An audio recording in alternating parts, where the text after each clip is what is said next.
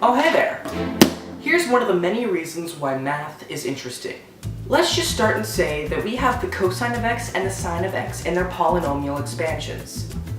They do have an interesting pattern that keeps on going. Those numbers in the denominator are called factorials. They're the number they represent, but multiplied by each lower integer until they reach 1. Alright, now let's toss those aside for a minute and focus on e. E represents an irrational number, kind of like pi. Here's e's polynomial expansion. With that, let's set e to the power of x. Now we get something that looks a little bit more like the cosine of x and the sine of x. Now let's introduce I. I represents an imaginary number. An imaginary number is equal to the square root of -1. And it's called an imaginary number because it can't be graphed on a number line.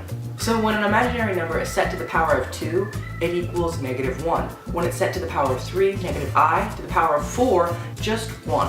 And after that, it repeats. So when it's set to the power of 5, it's I, 6, it's -1, and so on.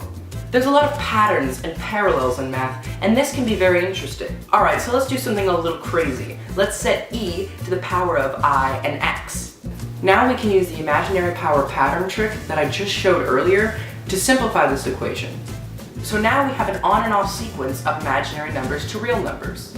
What we can do with that is separate the two into two separate groups of the equation. So we have the real numbers as the first group added with the second group, which is the one with imaginary numbers. After this separation, we can factor out the imaginary numbers in the second group to get what we have here. So doesn't this look familiar? The first group is actually equal to the cosine of x, and the second group is equal to I times the sine of x. Ladies and gentlemen, we have just created something called Euler's formula, and that's Euler. I always want to say Euler. It's Euler. We can take this even further actually by setting x equal to pi. By doing this, the cosine of pi equals -1, and the sine of pi just equals 0. So 0 multiplied by the imaginary number ends up being 0. So now we have e to the power of I and pi, which equals -1. And we can transfer the 1 over to the other side to make it e to the power of I and pi plus 1 equals 0. So if we set an irrational number, e, to the power of another irrational number, pi, and an imaginary number that can't even be graphed on a number line, and add that to 1, we get 0. That almost sounds impossible.